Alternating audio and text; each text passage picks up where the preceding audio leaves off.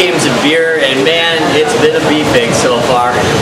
Yep, they're a little bit, security's like way tighter this year, is I guess what I'm trying to say. I'm bummed about it. Yeah, it is. We're not allowed to bring alcohol. I'm bummed about it. We're not allowed to bring alcohol to the show, and they even made me put on my pants. Yeah, so, I'm really bummed about that. Yeah. Anyway, that's all we have to report at this time.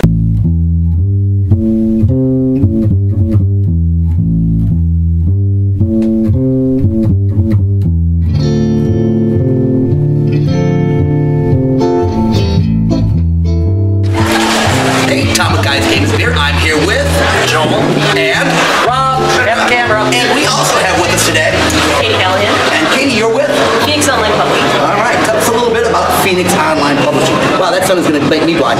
Keep going. We are an independent adventure game studio and also indie publisher. That branch we opened up this past year. And our big game coming out, our next big game coming out is the Gabriel Knight. Okay, so when did you guys reboot that? It's kind of been in the works for about 2 years. We're working with Jane Jensen, who is the original designer and creator of the series. And she was approached by Activision during their Kickstarter in 2012 doing a remake for it. So it's been working on it since then for about like a year or so. It was kind of a mystery as to what the game actually was. We announced it last year, finally. And yeah, we're going to work on getting up to rebooting it now. She was very excited about getting to work on it again. And I'm hoping maybe it means good things for the future of the series, so we'll see what happens. Right. So, and we were also talking about some of your other ones. Yes. Well, it's been a busy summer. We've had a lot of games coming out publishing-wise. Yeah. So now, it's a fairly large group. Putting a lot of fairly quickly here. It's small-ish. We're a strictly online studio. So everyone is based out of different places, internationally, everything. I have to be in the Boston area. And then we've got the games we've been publishing this summer primarily have been from other developers that we're all putting out there. So we've had The Last Door, which is a 8-bit horror adventure game by the Game Kitchen. We've had Quest for Infamy, which is the first game out by Infamous Quests. We've had most recently Heroes and Legends Conquerors of Kolhar, which is by BFIG Games. And then we also had Mobius that we did with Jane Jensen and Lost Civilization. That's a lot of that. That's a lot. That is a lot of games. Anything particular you want to know about? How'd you guys get into deciding to get into the publishing with the addition to the development?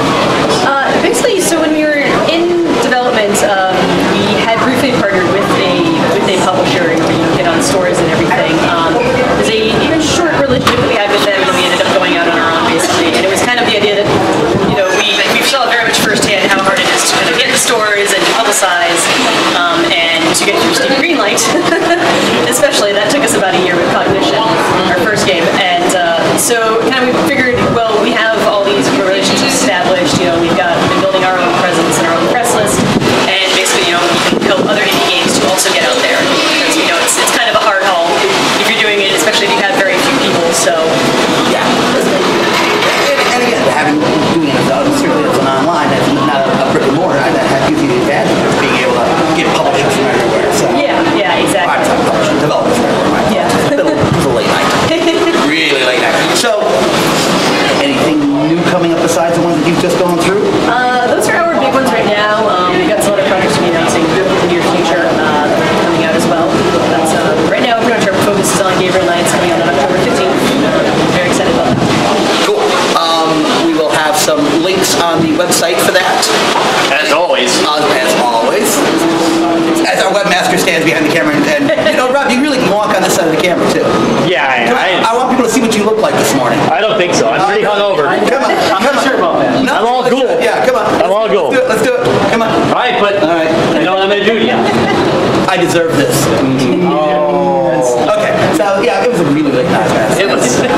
Hey, I do have a question about Quest for Infamy. Yeah. Is that a little bit of a spiritual cousin to the Quest for Glory? Oh, very much so. Yeah, I noticed the word glory actually is written into it, and the humor. Yeah, it's very much inspired by the style of Quest for Glory, adventure RPG hybrid. So you have stats, you pick the character class you're doing, but it's also a lot of going around talking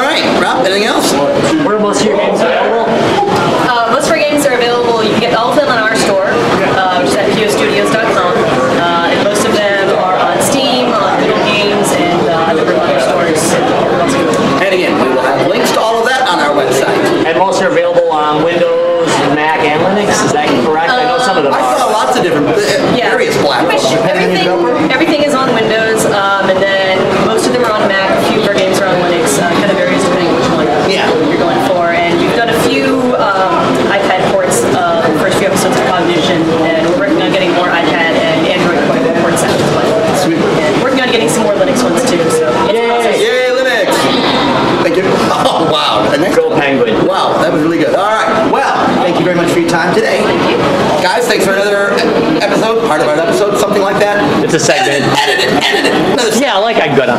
All right.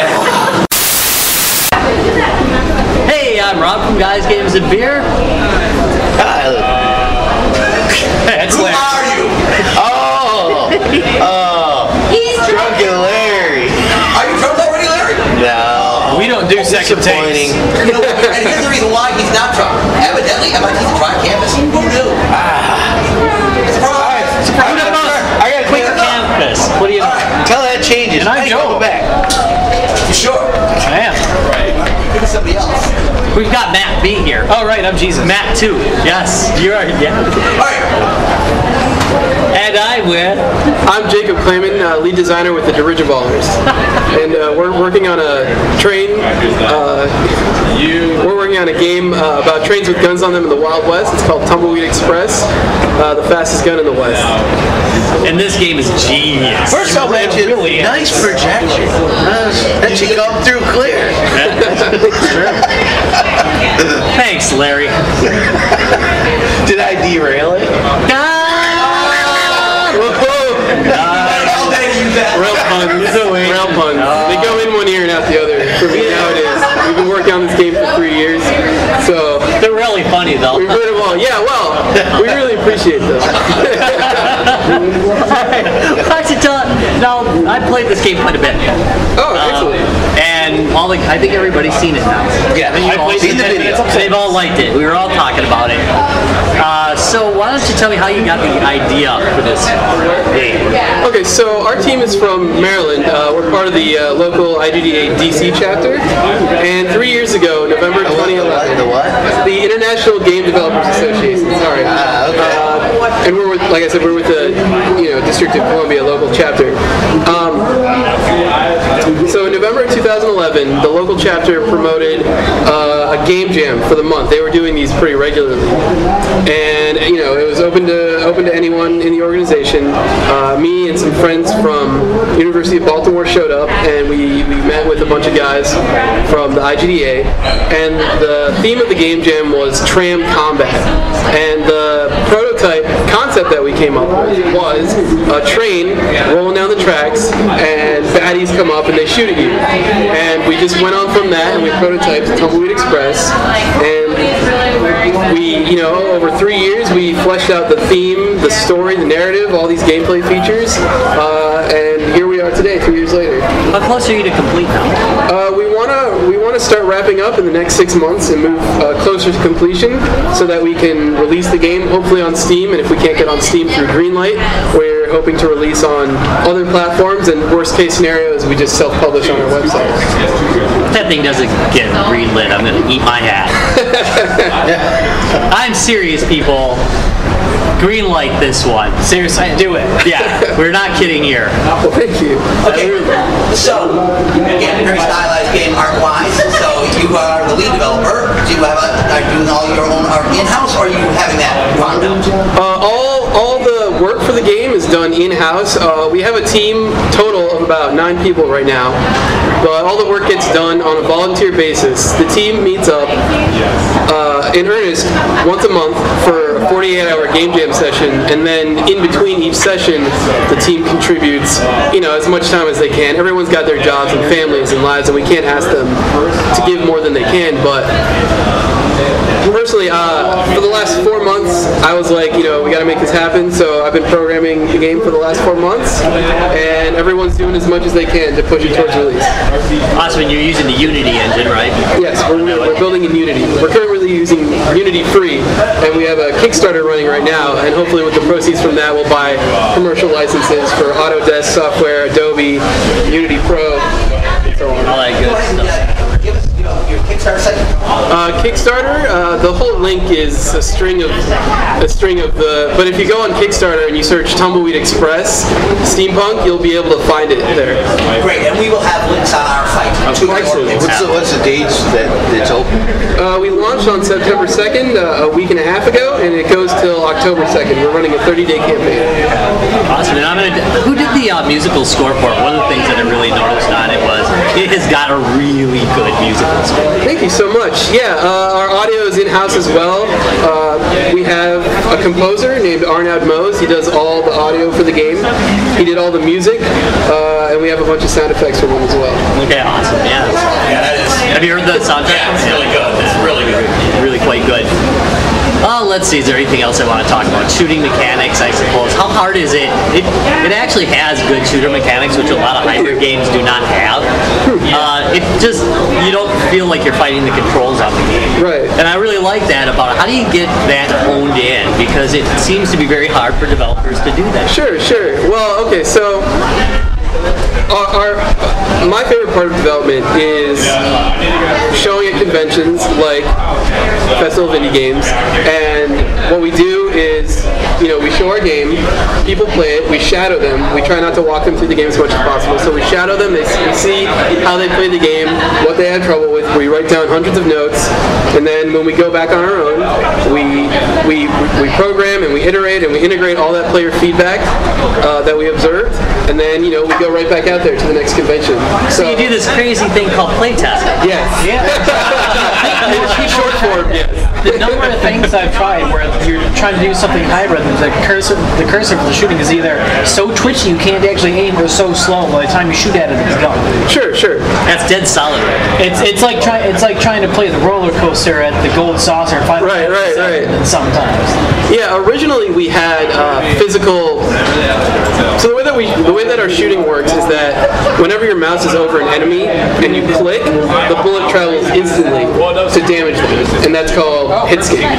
Our game used to be you would shoot a little projectile bullet and you'd watch it through the air, but we quickly noticed that it's hard enough to shoot moving enemies when you're stationary. Yeah. But when both you and the enemies are moving, it quickly becomes a game of who's leading who. So we moved over to hit scan, and it became much more responsive and fun for the player. Awesome. Yeah. Especially when there's a lot of the smaller enemies. Yeah. I do like that the missile is still, you have to, when you're moving, you still have to aim a little bit to make sure you shoot where you want it. Sure. Which is fun, because you don't want the big missile to just go hit it instantly. Yeah, but you don't feel like you're I like the little bit of travel times you still have to think about if you're using the big Right. or you're trying to aim at where you're moving. Are there any other games you're working on? Like this will maybe further along down the road, but So right now our team is only focusing on finishing Tumbleweed Express. Everyone on the team has worked on their own projects. In 2013 we were at Global Game Jam at George Mason University, and we quickly made a fun little mobile game called RoboHeart, which is on the iStore, I think. But like I said, we don't have anything currently planned for the future. We mostly just want to get Tumbleweed Express done and out the door. As it should be, damn it. Well, sometimes you have things, brewing. You got sure. I have a whole shelf full of game ideas I want to get to in my life. It sounds like when you get together. Did I hear you like how many hours? 48 hours? Yeah, 48 hours. Sounds like, sometimes you might work on something else, like, we've got to work on it. So, just almost like a distraction in a good way, where you're letting that idea rest and now you're working on this, That sometimes happens. Like we should do with this show. Yeah. We should let it rest. Yes. In a box in the ground. Oh, I love this podcast. Anyway, what's your website? We're at dirigiballers.com, and that's where you can find our videos and our content. Our web demo is available there for free as well for anyone who wants to play it. It also has links to our Kickstarter and our Greenlight campaigns. What's behind the name? Dirigiballers? Dirigiballers. Yeah. So in our first game jam, our two main enemies that we still have in the game were drill cars and dirigible airships. And we were thinking, what's the boss of the game? Oh, he's the Dirigiboss. What do we call ourselves? Oh, we're the Dirigiballers. And for a little while it was a joke, but we just kept using it, and then for better or worse, we hooked onto it, and now we are officially the Dirigiballers. We're good. Yeah, I like that name. It sticks in your head. Thank you. But spelling it is a son of a gun. Yes, we have. Unfortunately, we've noticed that when trying to redirect people. At our YouTube video, by the way, spell it out, which is pretty freaking hilarious. So what is your, you were going to give advice on developing games. What's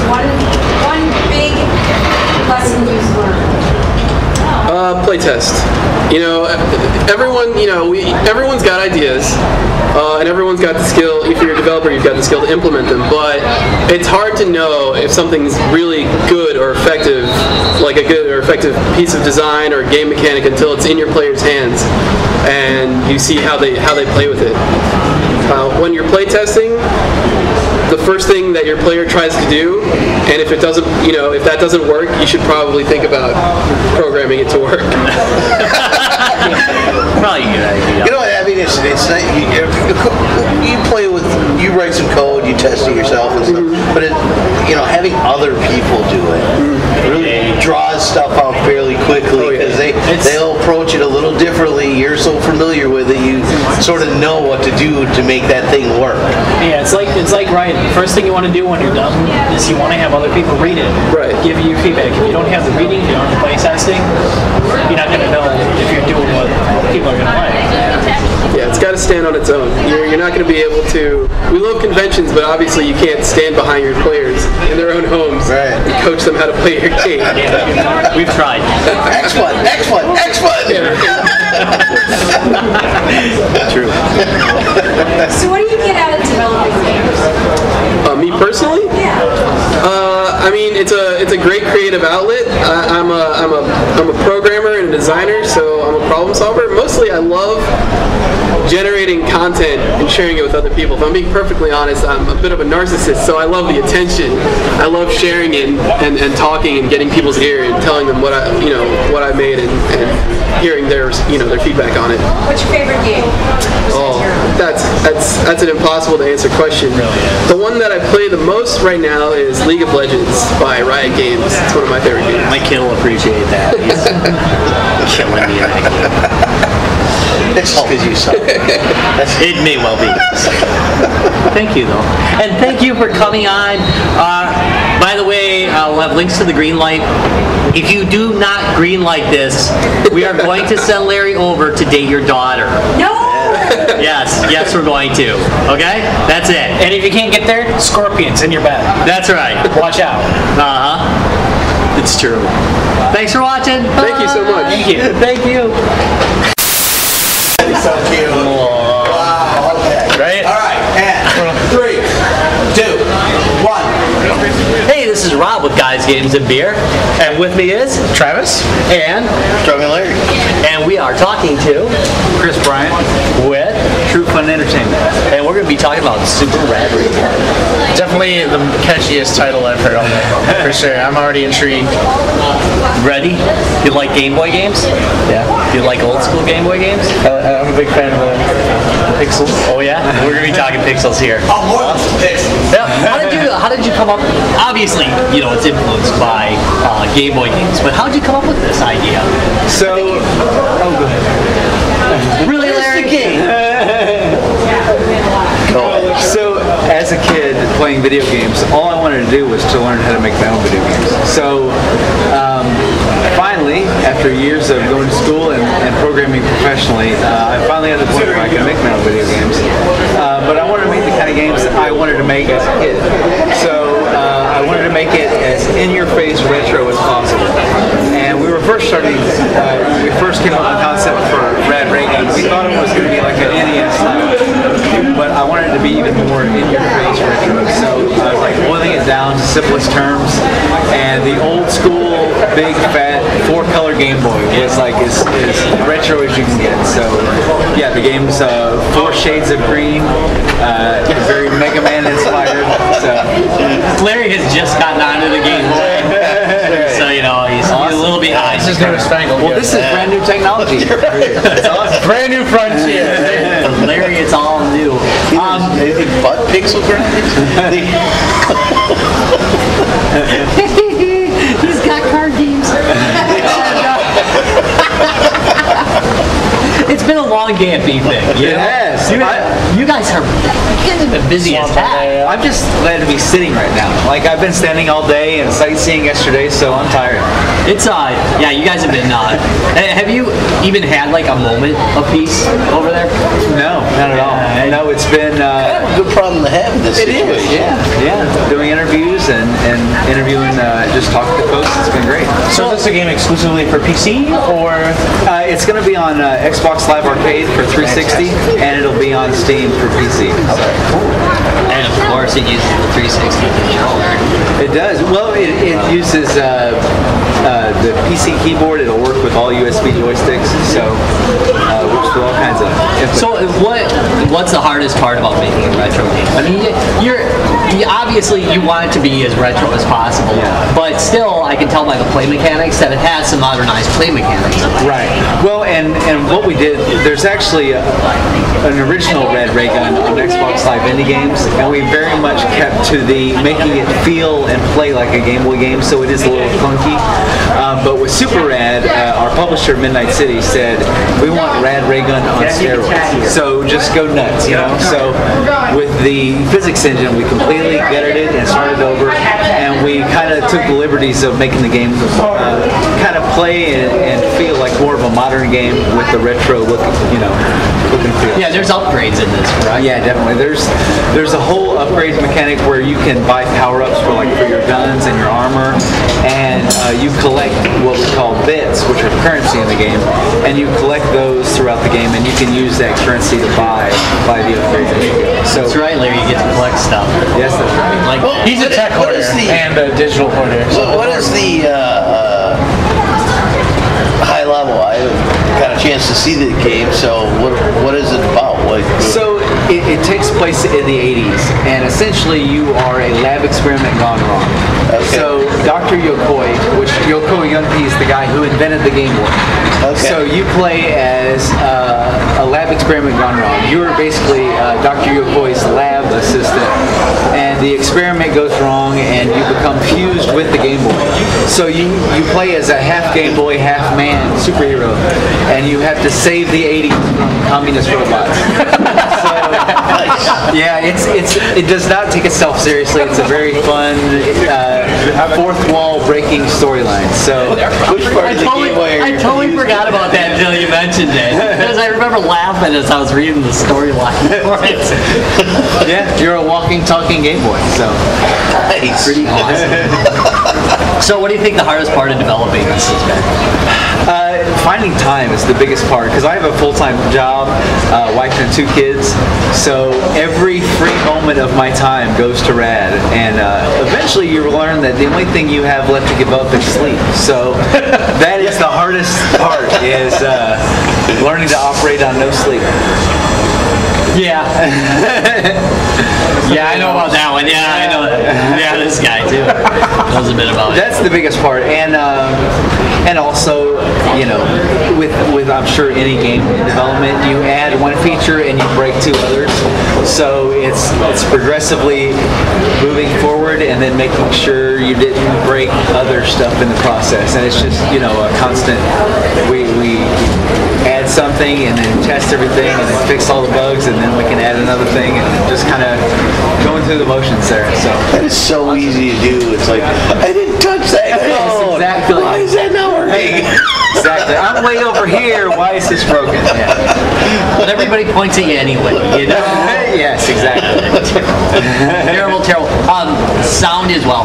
One thing I didn't get to do because we were on the floor and it's loud as hell. And yes, it is. You hear the sound very well. So who'd you have do it yourself? Did you do it yourself in-house? No, we reached out for the first Rad Ray Gun. We reached out to there was a site called 8-Bit Collective where chiptune artists could all show off their stuff, and we went out and listened to several different artists, and we decided that Phantom McKay was our favorite. So we're like, let's reach out to him. There's no way in hell he's going to agree to it, but thankfully he did. And he sure said, enough, I would love to do the soundtrack for you guys. So he did, and he's done a new track for us in Super Rad, and then we've had Bubble Pipe Media help us out with more sound effects and soundtrack as well. So it's great. You do the art too? I do all the programming and the toolkit, and then my buddy Chris Hernandez does all the artwork and level design. So it's, the two of us kind of attacking it from different angles, and we're just about there. So what's the tentative release date on it? We're currently in alpha, and we're shooting to be in beta in about a month. So probably end of the year, early next year, we'll be out on both. Are you having a beta out on Steam?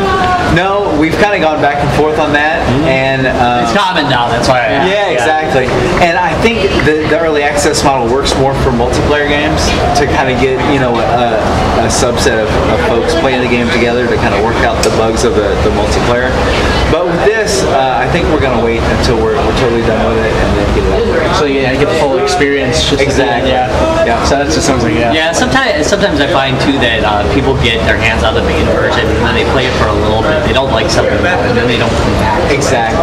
And then really recognizing this is a beta. Yeah, exactly. I have a 6-month window now that I do, and I'll come back to it in 6 months. And I have fun that there's some games that are like we're completely different games 6 months later. It's great. So yeah, if you do buy one of those betas, please try it again later because it really is a beta, and that means sorry about that small rant. No, I totally agree. That's kind of why we're shying away from open access right now. It's just because if I wake up tomorrow and have a great idea, I'm going to integrate it.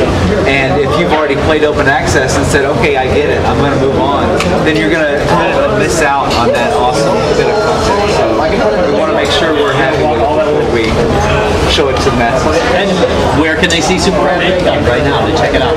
Yeah, go to radraygun.com, and we've got a trailer up there. And then look for it on Steam and Xbox Live Arcade.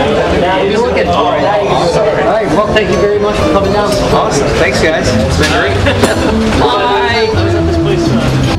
Come visit us at www.guysgamesandbeer.net. Win free games on our Facebook page, www.facebook.com/guysgamesandbeer.